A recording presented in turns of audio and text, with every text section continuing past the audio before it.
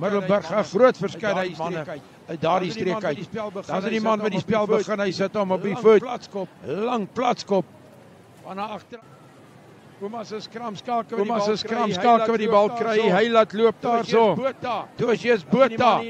As die man hier in die buitekant wat so trap die bal kry. Hy gaan deur 'n gaping. Hy laat toe laat die manne hom nie plan hê. Kan jy dit glo? Is nie suksesvol gewees met die voet nie.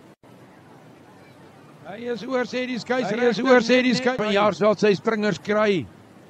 Hy gooi voorin is die nommer 7. Eben Smit met mooi rang.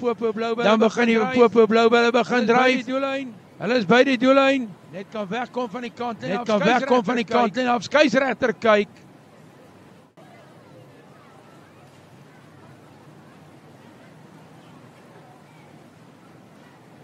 Baie mooi skoppie.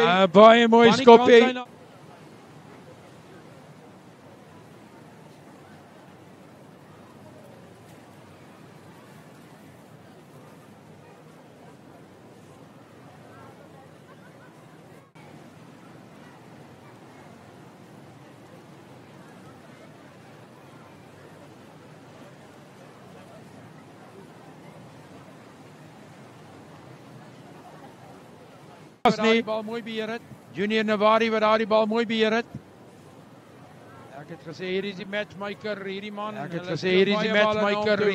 Hulle speel baie balle na hom toe. Dan is die nommer 5 slot die een wat die baie spoed het.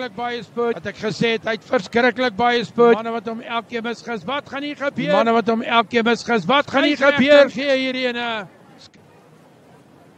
Bal wat gaan uitkom, hulle sukkel. Dan is die eerste man dit optel. Hulle gaan hom nie keer nie. Pragtig. Baie mooi van die man.